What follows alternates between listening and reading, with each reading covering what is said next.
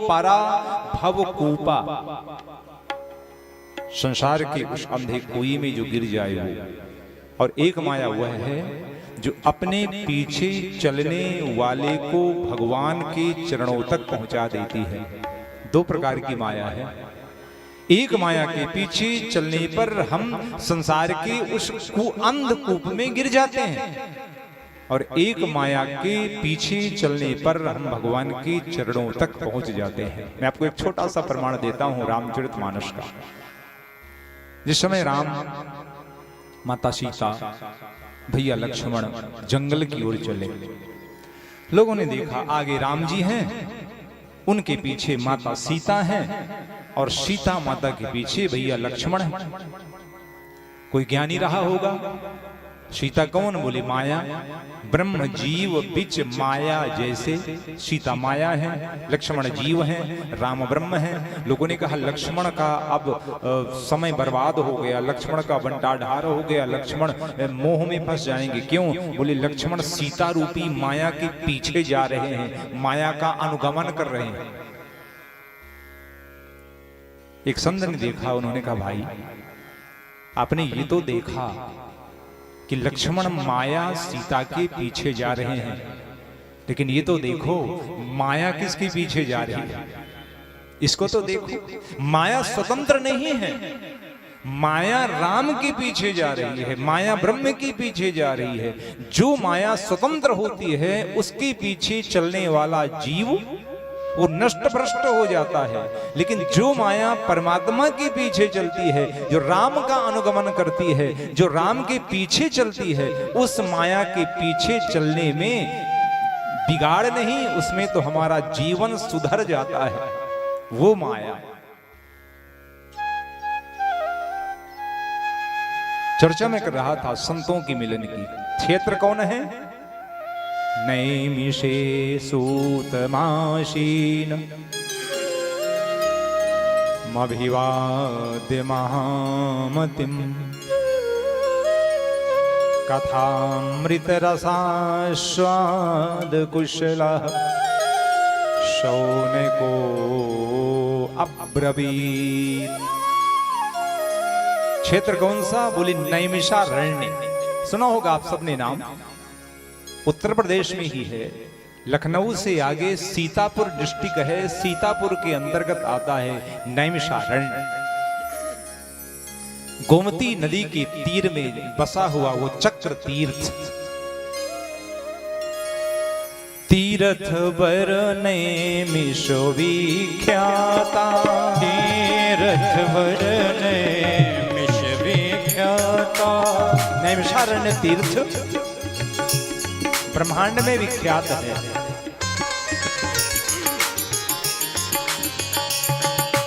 तीर्थ वर नैमिषो विख्याता, तीर्थ वर नैमिष विख्याता।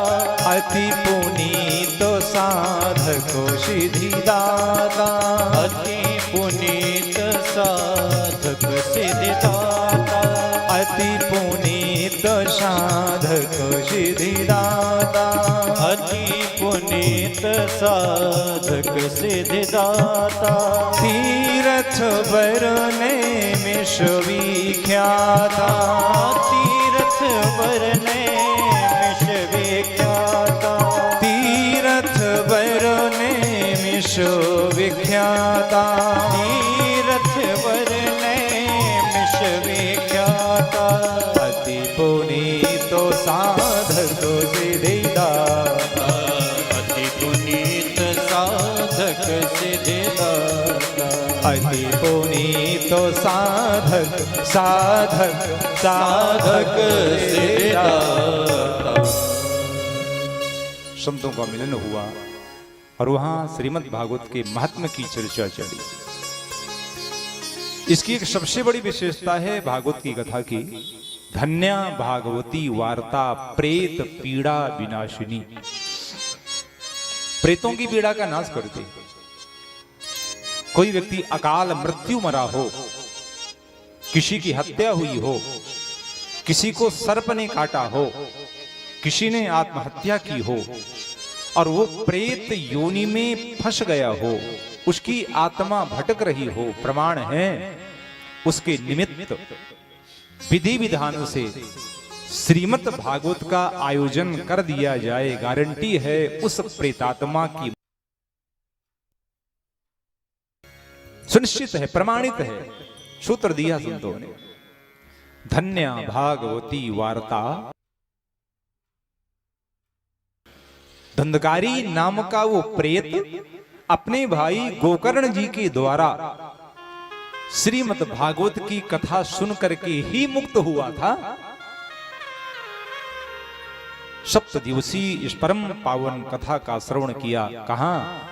बांस में बैठकर, बांस के छिद्र में समाहित होकर के वात रूप धर के वो धुंधकारी 7 दिवसों तक निरंतर श्रीमद् भागवत की सांगोपांग आद्योपांत कथा सुनता है। और 7वें दिन पुराण का जहां विराम हुआ, लोगों ने देखा वो प्रेत देवता बन करके विमान में बैठ करके स्वर्ग चला गया। यह है भागवत,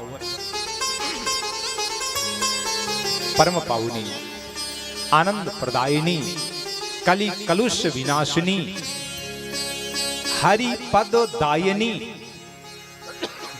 श्रीमद् भागवत कथा। अब चलिए भागवत प्रारंभ करते हैं।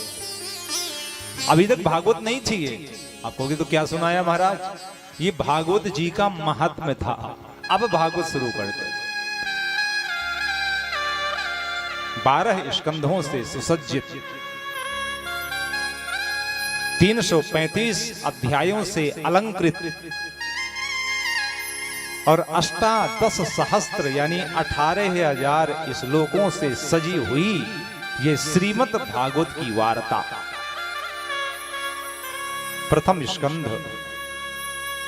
स्कंध का प्रथम अध्याय और प्रथम अध्याय का प्रथम सूत्र। जन्माद्यस्य यतोऽन्वया।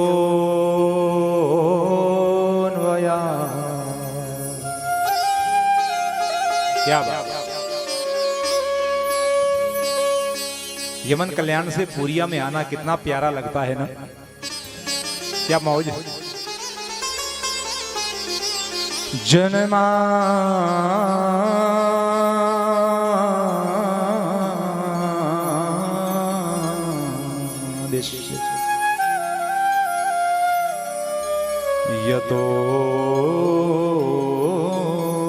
यतोऽन्वयादि तरतः चार्थेष्वभिज्ञः स्वरा तेने ब्रह्महृदाययादिकवये मोहयन्ति यत् शूरयः। बहुत प्यारा स्वर। तेजो वारिमृदां यथा विनिमयो यत्र त्रिसर्गो मृषा भावना स्वेन सदा निरस्तकुहकं सत्यं परं